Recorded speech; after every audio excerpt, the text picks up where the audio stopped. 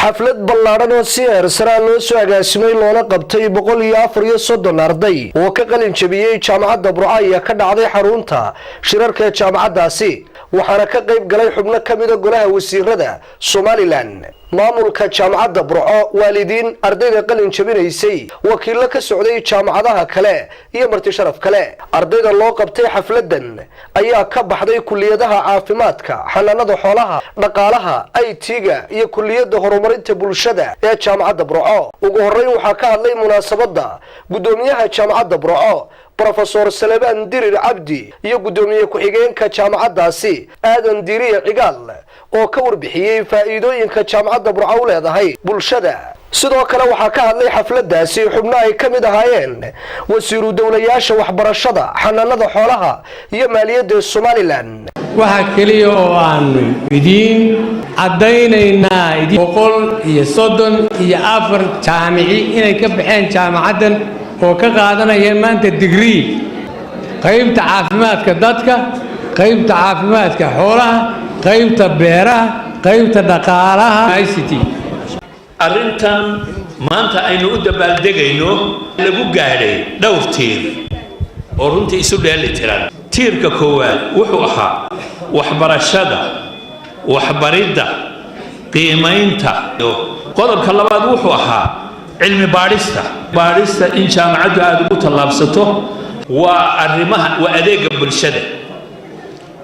bulshada oo isaguna aad iyo aad uga xag jira oo 4 qodob oo sugan aanu kaga qayb galno tiirka saddexaad ee jaamacaddu aad ugu qayb qaadataa adeega bulshada dhaqaatiirta xanaanada xoolaha iyo beeruhu bishii ama lixdii wiilba mar bay u baxaan xoolihii kastay naga yaraadeen daweynteeda dhaqaatiirta dadka oo iyaguna magaalooyinka u baxa had iyo goor waa caado jaamacaddu leedahay si bulshada loogu adeego waxa weeye macallimiinta aanu tababaro waxaa ka mid ah xiriirka caalamiga iyo afka ingiriisiga inaanu labadaba aanu ku tutuubsano waxaan u hambalyeynaa runtii jaamiciinta maanta qalin jabisay waalidiintooda ku soo tacabtay macallimiinta wax soo bartay iyo jaamacadda Burco guud ahaan waxaa ka warqabtaan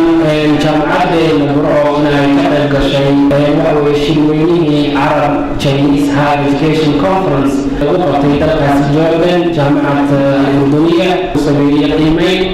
ay suurta gashay in la aqbalay jaamacadda Burco iyo jaamacadda Amuud oo kaliya dariiqadeeda soo mareen reerka lagu soo kala sameeyay waxay muujinaysaa jaamacadda Burco waxyaabaha gaarka la tahay ودفعتي تضباط كقلن جبسة جامعة برعو إسلام مركان تردو ده دمي بقول يافر يصدق أردو كقلن جبيه كل يده كردوان جامعة برعو على بار محمد بوس تيفيق عالم جون فيرسل جامعة برعو